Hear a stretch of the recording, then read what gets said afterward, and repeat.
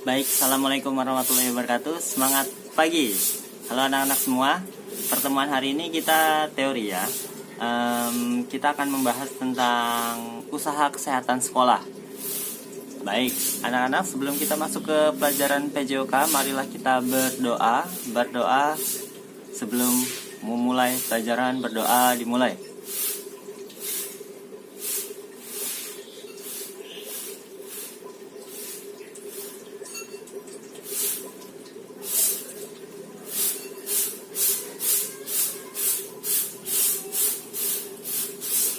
Berdoa selesai.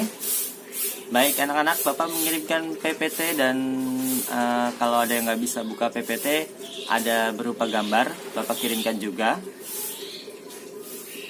Kita akan bahas tentang usaha kesehatan sekolah dengan tujuan meningkatkan daya tangkal dan daya hayat terhadap pengaruh buruk narkotika, rokok, alkohol, dan obat-obatan lainnya. Baik, usaha kesehatan sekolah itu adalah untuk meningkatkan kemampuan hidup sehat dan derajat kesehatan peserta didik serta menciptakan lingkungan sehat sehingga memungkinkan pertumbuhan dan perkembangan anak yang harmonis dan optimal dalam rangka pembentukan manusia seutuhnya. Nah, peran ini ada di sekolah dan kita akan mewujudkan bersama melalui pola hidup sehat. Anak-anak, dalam penggunaan obat-obatan, obat-obatan tidak sepenuhnya buruk ya, karena obat-obatan itu adalah bahan atau campuran untuk digunakan dalam menetapkan diagnosis, mencegah, mengurangi, menghilangkan atau menyembuhkan penyakit. Jadi obat-obatan itu fungsinya adalah membantu meringankan atau menstimulus tubuh untuk kembali memproduksi imunitas yang kuat. Nah, atau daya tahan, imunitas atau daya tahan. Nah, jenis obat-obatan ini bisa berbagai bentuk. Contohnya seperti serbuk, cairan, kapsul, tablet. Nah, penggunaan obat-obatan ini wajib dianjurkan oleh orang yang ahli. Orang yang ahli dalam hal ini adalah dokter. Nah, anak-anak, penggunaan obat-obatan itu ada beberapa langkah. Bapak menuliskan 4 langkah dalam penggunaan obat-obatan. Obat-obatan tentunya untuk stimulus kita supaya kita dapat bugar kembali ya, dapat sehat kembali. 1. Jika kamu sakit, laporkan kepada ayah atau ibu. Bapak, ibu, saya sedang tidak enak badan. Saya badannya nggak enak, panas, sakit, lemes. Laporkan kepada ayah atau ibu. Nah, kalau di sekolah, ketika kamu sakitnya di sekolah, laporkan kepada guru kelas terdekat atau kepada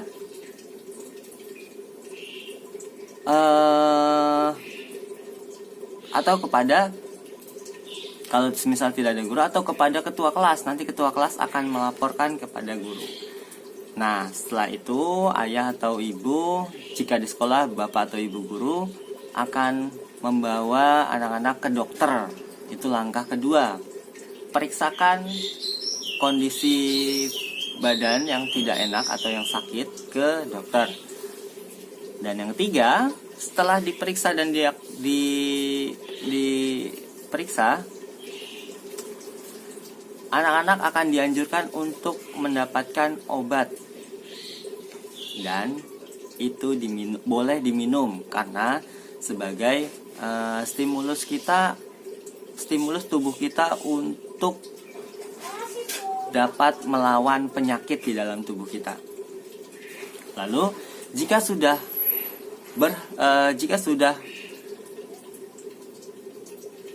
merasa tubuhnya kembali pulih, sehat, lalu bisa beraktivitas seperti semula, itu langsung berhenti minum obat, jangan diteruskan karena keterusan atau meneruskan obat tanpa kebutuhan yang signifikan itu akan mengganggu kesehatan. Nah, berarti kalau nggak sakit nggak usah minum obat. Kalau nggak sakit nggak usah minum obat. Itu dia. Lalu bagaimana dengan penyalahgunaan obat-obatan atau yang kita kenal saat ini adalah narkotika, atau yang lebih populer lagi adalah narkoba.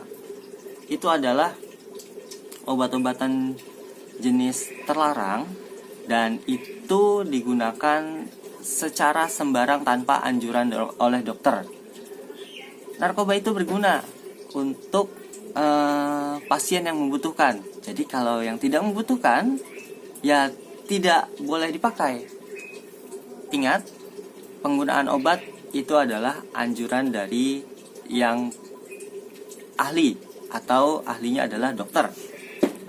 Nah, bagaimana narkoba dapat disalahgunakan?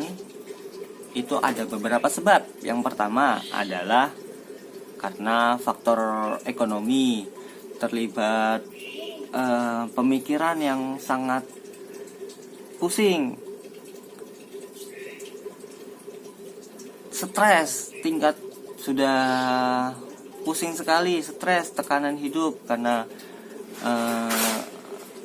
pekerjaan, karena emosi, karena gaya hidup, bahkan ada tuh gaya hidup. Dan bahkan ada yang lebih parah nih, yang ketidaksengajaan karena coba-coba. Nih, coba nih, obat ini bisa membuat kita nyaman loh, membuat kita tidak merasakan stres yang berkelanjutan loh, tidak merasakan stres lagi loh. Nah, ingat, coba-coba itu tidak boleh untuk sesuatu yang asing. Kalau kamu nggak tahu, nggak usah. Kalau kamu nggak tahu itu apa, nggak usah. Jangan coba-coba. Lalu, itu tadi penyebabnya. Paling utama adalah biasanya faktor ekonomi. Karena saya mampu, saya jadinya beli itu. Karena itu barang yang obat yang sangat mahal. Karena saya tidak mampu dan faktor kondisi pikiran yang kacau, jadi kita menggunakan obat itu tidak baik dan wajib dihindari. Kemudian tadi penyebab, sekarang dampaknya. Jika kita terjerat di dalam hal tersebut, maka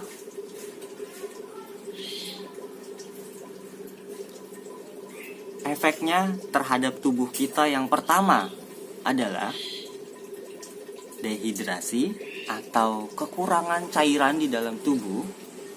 Kemudian ada efek ringannya adalah halusinasi. Itu seperti gambar pada nomor 1 ya. Dehidrasi, jika kita memakai obat-obatan terlarang itu tanpa anjuran dokter, adalah fase pertama dehidrasi. Yang kedua, halusinasi, menggambarkan sesuatu yang indah padahal mah nggak ada. Setelah fase itu dirasakan, obat itu akan meminta terus dia masuk ke dalam tubuhnya. Jadi sang pengguna akan berketergantungan, terus dikonsumsi. Ingat, tubuh kita butuh cairan dan obat ini memaksa cairan habis di dalam tubuh kita sampai kepada tubuh kita kurus, letih, pucat, tidak bertenaga. Itu dia efek di dalam tubuh kita. Fase awal adalah dehidrasi dan sampai kepada halusinasi. Nah, setelah ketergantungan terus-menerus, otomatis itu akan menguras sumber keuangan. Pasti yang seorang pengguna itu akan uangnya habis, terus dia bingung mencari dari mana, akhirnya mencari sesuatu yang instan dalam bentuk tindak kejahatan. Jika sampai tidak terpenuhi di dalam tubuhnya narkotika ini, maka dia akan sakit. Nah, berarti ini obat sangat keras dan tidak boleh asal digunakan. Nah, dia akan sakit dan pilihannya hanya dua. Itu yang pertama adalah kematian, dan yang kedua adalah hukuman penjara dan rehabilitas. Pilihannya hanya dua, kematian dan rehabilitas atau penjara. Nah, anak-anak, itu adalah gambaran efek buruknya, sangat-sangat buruk terhadap penggunaan narkotika. Jadi kita tahu dan kita paham akan bahaya tersebut, kita usahakan untuk terus menjaga lingkungan kita supaya terhindar dari narkotika. Penggunaan obat-obat boleh, tapi sesuai anjuran dokter, ingat. Kemudian penyalahgunaan alkohol. Alkohol itu adalah zat etanol, istilah untuk senyawa organik. Nah, biasanya dikenal dengan cairan antiseptik. Nah, yang baru-baru ini populer nih, ada hand sanitizer, lalu ada cairan pembersih lantai berbahan alkohol. Kemudian manfaat alkohol ini sebenarnya adalah digunakan untuk alat-alat medis, pembersih alat-alat medis. Lalu juga bisa sebagai pembersih luka, pembekuan darah, dan pertolongan pertama pada saat luka luar. Lalu juga bisa sebagai bahan bakar. Nah, ada juga nih penyalahgunaan alkohol. Itu terutama pada minuman. Minuman yang mengandung alkohol itu berbahaya bagi kesehatan. Kalau kata Pak Haji Romai Rama, Raja Dangdut, itu sangat memabukkan. Dan memang terbukti, sesuai dengan penelitian, minuman tersebut adalah memabukkan atau menghilangkan kesadaran bagi si peminum. Jadi, alkohol ini tidak untuk diminum. Alkohol tidak untuk diminum. Dewasa ini banyak sekali kecelakaan yang pengendaranya itu mabuk atau mengkonsumsi air yang beralkohol, atau kriminal bilang miras, minuman keras. Tidak boleh kita mendekati minuman yang mengandung alkohol. Mendekati saja tidak boleh, apalagi mencobanya. Ingat, mendekati saja tidak boleh, apalagi mencobanya. Itu dia. Dan berikutnya adalah yang paling populer lagi adalah rokok. Apa sih itu rokok? Rokok adalah berbahan dasar tembakau, dan tembakau adalah sebuah tanaman yang menghasilkan nikotin. Seluruh anggota tubuhnya menghasilkan nikotin kecuali bijinya. Nah, merokok berbahaya atau tidak? Pasti berbahaya, karena tubuh kita hanya membutuhkan oksigen untuk bernafas. Tidak memerlukan asap rokok untuk bernafas, tidak. Tubuh kita hanya membutuhkan oksigen untuk bernafas. Jadi kalau asap rokok ya tidak diperlukan, tidak usah. Nah, hati-hati. Kamu perokok atau bukan? Perokok itu terbagi menjadi dua, yaitu perokok aktif dan perokok pasif. Kalau aktif yang langsung menghisap di dalam yang langsung menggunakan rokok. Nah, kalau yang pasif adalah orang yang menghirup asap rokok dari si perokok.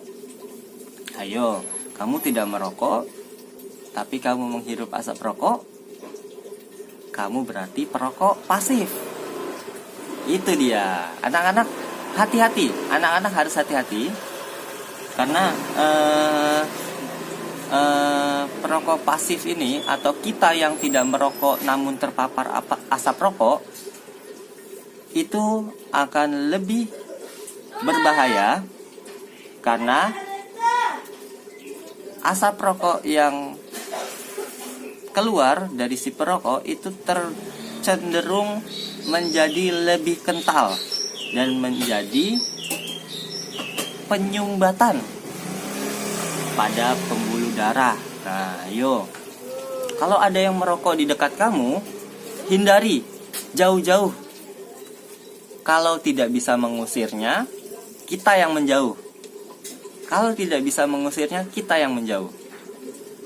Hindari asap rokok. Asap rokoknya aja dihindari. Bagaimana dengan rokoknya?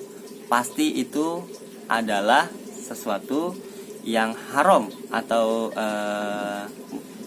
tidak baik untuk tubuh. Kalau di dalam Islam hukumnya haram. Baik, itu dia pertemuan kita pada pagi hari ini.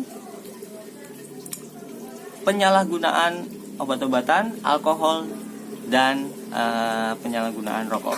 Jangan coba-coba mendekatinya. Jangan coba-coba mendekatinya. Bagaimana cara mencegah hal tersebut? Yang pertama adalah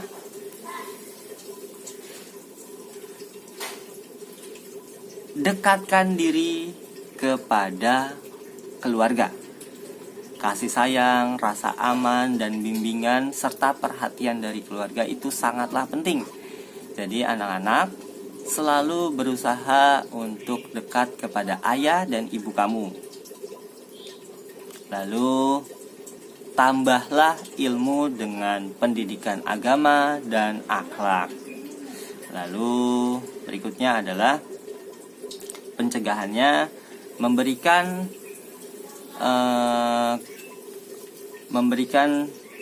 dorongan semangat untuk berprestasi kepada kita semua, baik kepada ayah atau ibu, kepada diri kita, supaya kita semangat belajar dan semangat menekuni prestasi yang kita jalani. Kemudian anak-anak silakan mencari tahu apa yang menjadi pelajaran yang dipelajari. Contoh, anak-anak punya kebebasan dalam memegang gadget atau dunia maya. Itu wajib diawasi oleh kedua orang tua kita. Wajib diawasi. Dan yang terakhir adalah kita ada pada saat membutuhkan sesuatu. Orang tua harus ada pada saat kita membutuhkan sesuatu. Ayah, ibu, saya butuh buku tulis. Laporlah ke orang tua kamu, jangan ke orang lain. Utamakan adalah keluarga. Dekatkan diri dari keluarga. Cegahlah penyalahgunaan tersebut dari keluarga. Itu adalah pencegahan dan saran dari Bapak untuk usaha kesehatan sekolah. Ayo kita pahami bahaya narkotika, alkohol, dan rokok. Serta ayo kita tangkal hal tersebut dengan pola hidup sehat. Terima kasih. Itu adalah materi pada pagi hari ini, dan anak-anak silakan didengarkan lalu dibaca PPT-nya, dan tidak ada penugasan, hanya memperhatikan pembelajaran saja. Terima kasih. Kita tutup dengan membaca doa. Berdoa setelah selesai pelajaran jasmani, olahraga, dan kesehatan. Berdoa, mulai.